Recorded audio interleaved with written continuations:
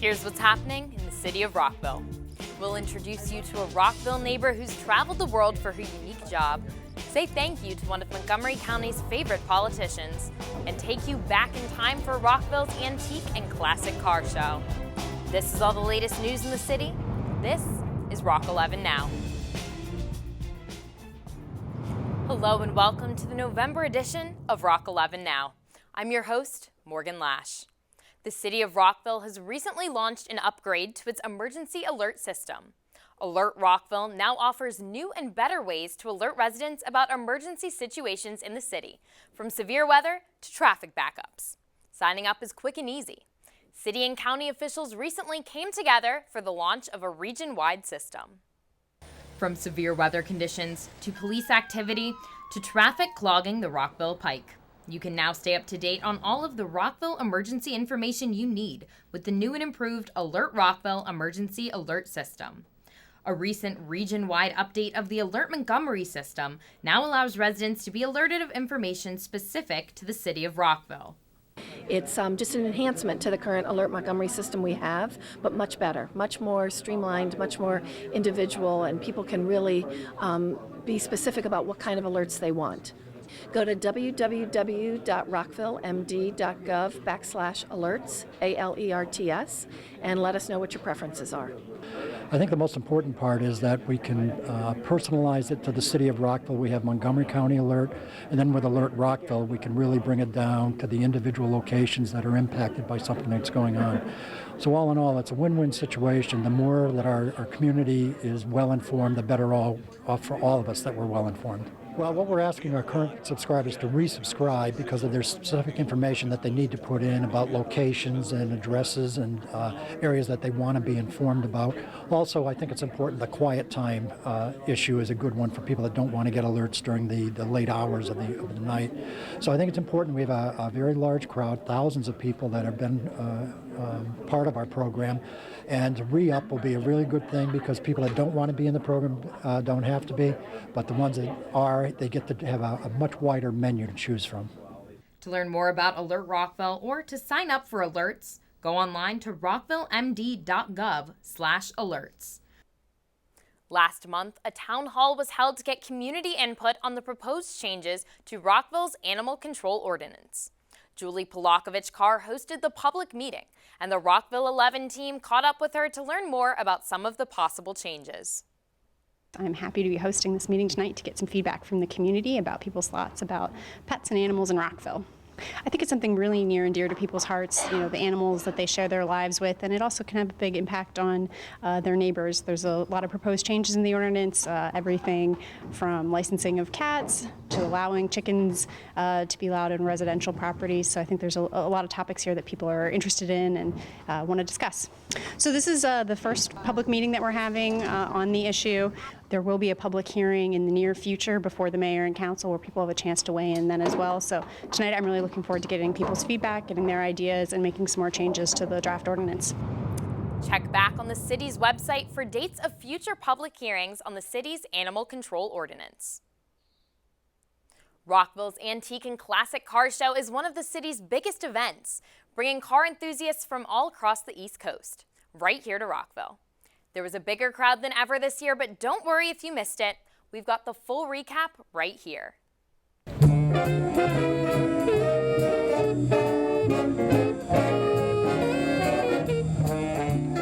Well, we're at the 53rd Annual Rockville Antique and Classic Car Show, and we have 537 cars on the field representing all different car groups, car clubs, Ferrari, Rolls-Royce, Packards, we have some Model Ts, Jaguars, all different types of cars.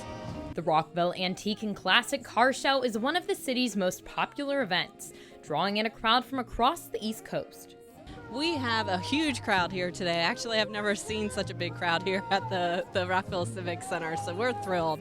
It's such a beautiful fall day, so I know that, so many people came out for the show, and we're so happy about that.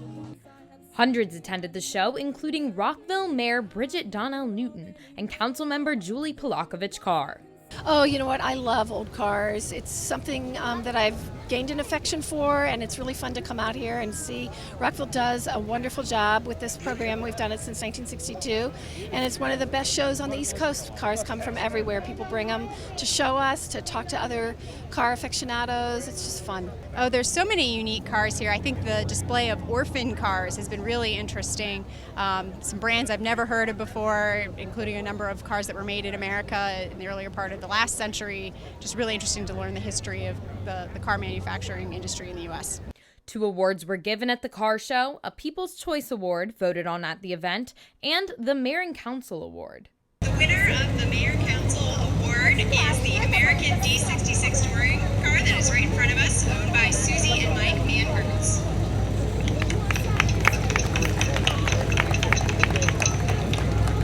This car was made in 1923 and is probably the last 150 made. And this one is possible, maybe the last one known to exist. Oh, we've been coming to this car show probably for 40 years. It's always been an excellent show, always.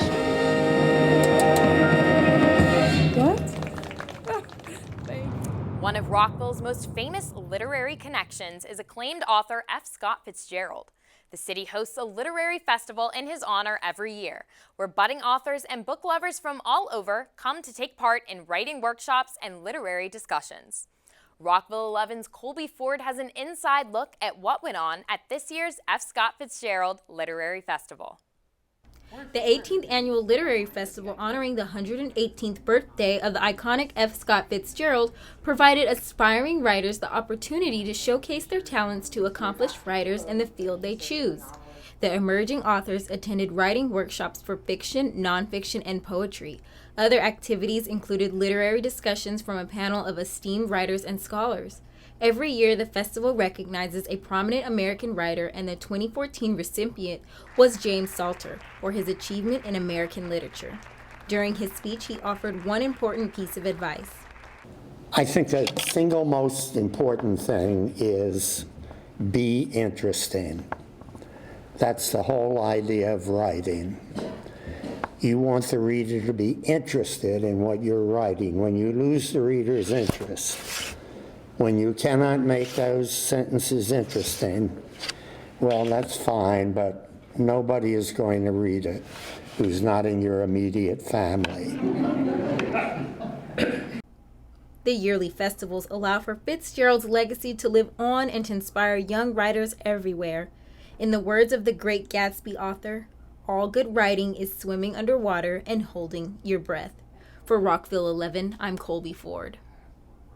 Senator Jenny Forehand has been involved in regional politics for decades, but recently announced plans to retire. The cities of Rockville, Gaithersburg, and Garrett Park held a farewell tea in her honor, and we were there to thank her for her years of service. Mayors, council members, and residents from all across Montgomery County gathered together to celebrate Jenny Forehand and her 36 years of service to the community. The cities of Gaithersburg, Garrett Park, and Rockville went together to give a farewell tea this afternoon, and it's just a wonderful opportunity for all of our citizens to come and say thank you and bon voyage, wishing her the very best in the next chapter in her life. It's just been a wonderful time. Senator Forehand has done so much for the city of Rockville and for Gaithersburg and the other parts of Montgomery County that she's represented for decades. She's leaving a great legacy for our community in terms of helping to improve public health. I think what she's done in terms of fighting smoking and getting smoking bans in the state has been amazing, and she'll be sorely missed. Rockville's Glenview Mansion was the setting for her farewell reception, where many gathered to share stories and remember the contributions made by the senator. She was actually the first other elected official to introduce herself to me and offered her assistance and counsel whenever I felt I needed it, very graciously. And I think that's the hallmark of Jenny, is she's one of the most gracious people you'll ever meet. And I'll remember that. Jenny Forehand is one of those special people that you meet in your life. If she gives you a suggestion on what to do, you realize it's the right thing to do, and you realize that you should do it as quickly as you possibly can to get the situation calmed down and straightened out. Senator Forehand will retire from her position in the General Assembly at the end of her term in January 2015. Well, we're going to miss the way she rolls up her sleeves and fights for what's right. She has served us well, and we certainly do appreciate it. I just want to congratulate her for her years of service, wish her many years of health and happiness, and to enjoy her retirement. The entire team here at Rockville 11 would like to say thank you to Senator Forehand and wish her all the best in her future endeavors. Rockville residents stepped back into the classroom for Rockville University, a free 6-week citizen awareness program that teaches about the city's history, its government, and its neighborhoods. We spoke with the teachers and students of Rockville University to learn more about their class. Rockville residents stepped back into the classroom to learn more about the city they call home. We're at the first session of the 2014 class of Rockville University. We're doing it here at Glenview Mansion as we have in previous years, and we're starting with a session about the city manager's office and some general overview about the city government. Rockville University is a free 6-week citizen awareness program that strives to teach residents about Rockville's history, its government, and its neighborhoods. I believe that a strong community is a result of people who care. And what we do right here in Rockville University is to provide tools for people in the community to be empowered because they care and they want to help their city to be better. The students all joined the class for different reasons. I'm also on the Rockville Chamber of Commerce, and so it's part of my duty as a chamber member and board member to know more about the city. Because I retire, I have plenty of time, so I like to know Rockville much better. But what they have in common is an excitement for learning about Rockville. I'm looking forward to actually getting out in the neighborhood and walking around and seeing it. You know, get a moment to drive through, but you don't get a chance to really stop and talk to the people. So this is a chance to really do that. I want them to know how they can get involved, because the more people that are involved, the richer community we have and the better job we can do as a city government if we have the input of a lot of people. And I just want them to be informed so they'll know, if nothing else, who to call when they have a question down the road or where to go for help if they need something. In a few weeks, we'll meet back up with the Rockville University students to hear about what they learned and their experiences in the program. For Rockville 11, I'm Morgan Lash. The mayor and council held another walking town meeting last month, this one in Potomac Woods, where they were able to speak with residents of that neighborhood. We spoke with the mayor and council after the meeting. Here's what they had to say. We're in the Potomac Woods neighborhood for the second of the mayor and council's walking town meetings, and we have just walked through the neighborhood with a number of residents and heard about what they like and what's happening in Rockville and some concerns that they have here in the park. This is our best opportunity to really get a kind of inch-by-inch look at what a neighborhood's concerns are. We had a great turnout today, neighborhood leaders, just folks who live around here, and got to walk around and see what the relationship is with the city, what their problems are with the city. We actually got a lot of compliments today, which I was pleased to hear. The mayor and council were happy to hear mostly positive feedback from the residents of Potomac Woods. We heard great things. They love the services here, from snow removal, trash pickup, recreational programs. The responsiveness of the staff came through loud and clear from many people. They're shocked. They send emails and get a response sometimes within the hour. The mayor and council hope to take their walking meetings to other Rockville neighborhoods in the near future. We want to partner with the community and let them know that we're available and that we are here for them, because we serve the citizens of these communities. So it's really important that we get out the word that, hey, we will even come to your community if you need us there. We are Rockville, and we shouldn't just be coming out when it's time to campaign. We need to be out in the community at all times of the year and really knowing the neighbors, so it's great. More mayor and council walking town meetings will be held in the future, so keep checking the city's website for dates and locations. With the holiday season upon us, you might want to take a look at some of the community services offered in Rockville. Rockville is home to dozens of charities, nonprofits, and caregivers. Rockville Community Services Manager Carlos Aparicio explains why they're so important to the city. Well, nonprofits actually are important for a couple of reasons. The first one is that they obviously provide services to the community, which are sometimes not available through the government. But the other part about it is they really do help to fill a need in the community for a lot of the times in helping the people who are less fortunate. There's actually a third one, too, that is a pretty significant benefit, in my opinion, is that they also provide a lot of jobs to people in the community, provide job training skills for some of the youth, and frankly, just actually give people a chance to be able to come in and volunteer. For more information about caregivers in the City of Rockville, check out the Caregiver Supplement in the November edition of Rockville Reports at rockvillemd.gov/Rockville Reports. After a comprehensive study of Rockville's water and sewer fund, some changes may be made to the city's utility rates. The rate study found that there's a structural imbalance in our water and sewer system. And that structural imbalance is due to the high level of fixed costs in the system. And those fixed costs are there irrespective of somebody's usage. So we have a water treatment plant, we have all the pipes in the system, we have a fire flow system that feeds the hydrants that are critical, and those costs are there even if nobody opens up their tap.